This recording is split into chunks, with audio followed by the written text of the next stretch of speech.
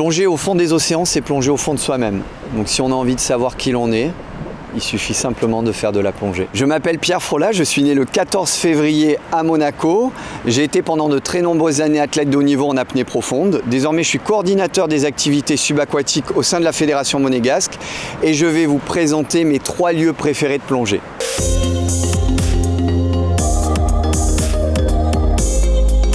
Le point fort de Monaco, c'est la richesse de ses fonds sous-marins. Et ça, c'est tout simplement dû au fait qu'il y a énormément de réserves qui bordent la principauté. Très jeune, avec mon frère, on a commencé à essayer de trouver des poulpes, des poissons, plonger dans l'eau, partir à l'aventure, essayer de découvrir ces trésors qu'on imaginait cachés au fond des océans. Un des souvenirs les plus surprenants que j'ai de mes plongées à Monaco, c'est lorsqu'il y a à peu près une dizaine d'années, une douzaine peut-être, j'étais avec un enfant de 8 ans, je lui faisais faire un baptême dans la réserve du Larvoto et il y a un baleineau qui est venu tout près de nous. Et il est resté presque 3 jours dans les eaux territoriales de Monaco, ce qui a d'ailleurs généré un grand élan de solidarité pour essayer de le récupérer, le nourrir et le sauver.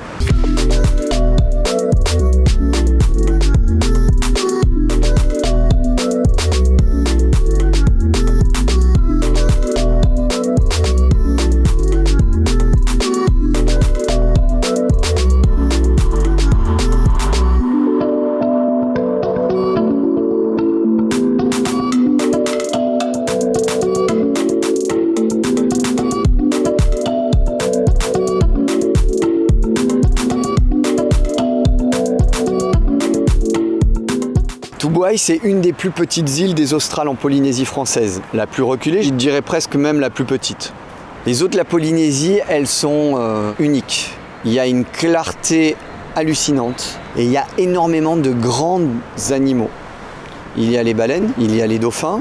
On peut avoir la chance de rencontrer de grands requins et de nombreux requins, mais là où nous étions à Tubuai, nous étions entièrement plongés dans le monde des baleines. J'ai comme souvenir ces longues heures d'attente où la mère baleine nous attend, regarde, nous jauge, attend de savoir si elle va laisser le petit venir vers nous. Et à un moment, sa mère le laisse partir et il s'approche de moi.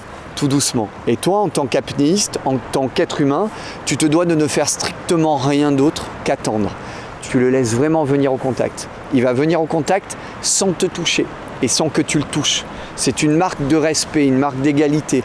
C'est la chose la plus importante qu'on doit apprendre à nos générations futures, à nos enfants. Ne pas toucher les animaux, les laisser venir à nous. On doit les mériter, ces animaux. On doit mériter cette rencontre.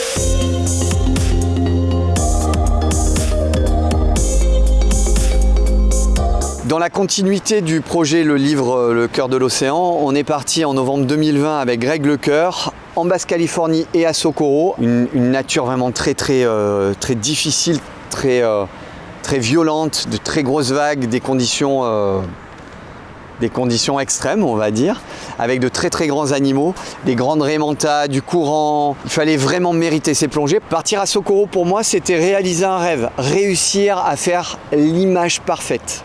Une raimenta, un requin-baleine, des grands dauphins et un apnéiste, moi en l'occurrence, dans la même image. Image qu'on a réussi à faire, enfin au bout de 8 jours.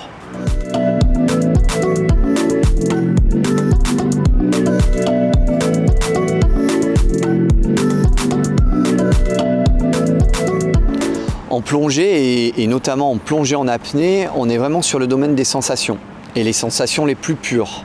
On pourrait croire qu'on est juste en train d'observer des choses, mais en réalité on les sent, on les ressent, on les entend. Il n'y a qu'en me comportant comme un être liquide dans l'eau que je peux être accepté par ces animaux.